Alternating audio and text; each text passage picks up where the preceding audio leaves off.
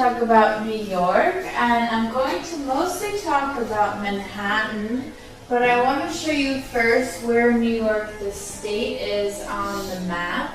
As you can see over here, it's of course the state highlighted in red. So just so you can see New York in relation to the rest of the country.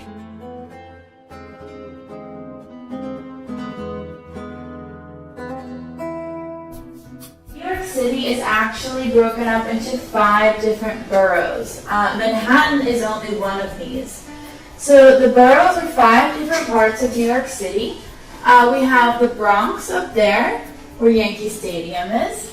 Queens, which is technically on Long Island, but nobody in Queens will admit to that. Brooklyn, and then there's also Staten Island over here. And Staten Island, as you can see, is not connected. You have to take a ferry. You have to go by boat to get there.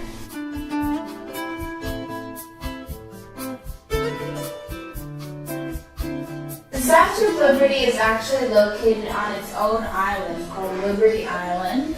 You can't get there by cab or by subway. You have to take a boat to get there. And what's really kind of cool is that you can climb up the Statue of Liberty. There are many different shops and restaurants where you can get souvenirs, get lunch. There's pretty nice views because you're on an island. And also the boat that you take to get there has some nice views because it's kind of a little cruise.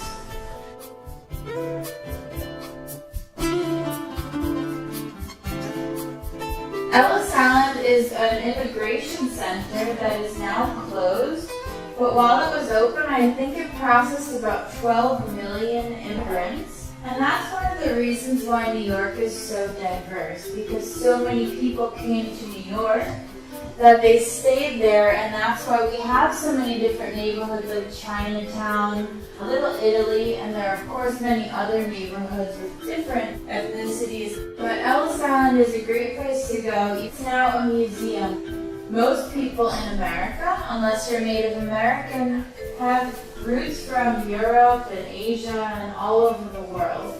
So what you can do is you can go look up your family and try to find the records of when your ancestors came over to America.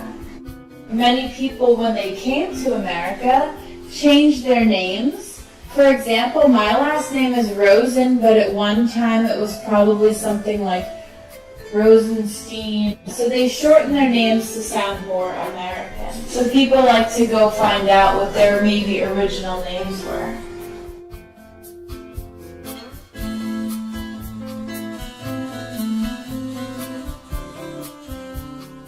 Yankee Stadium we talked a little bit about before. I know most of you Austrians are not baseball fans, but I just wanted to show you this to show you kind of the amount of people. This was a game I went to over the summer, and it was kind of an unimportant game early in the season, but look how many people show up for an event like this.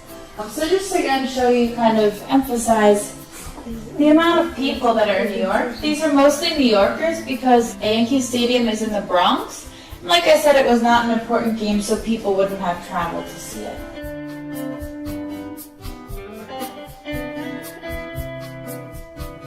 This is another park. This is again just to kind of show you the amount of people that would turn out for any event.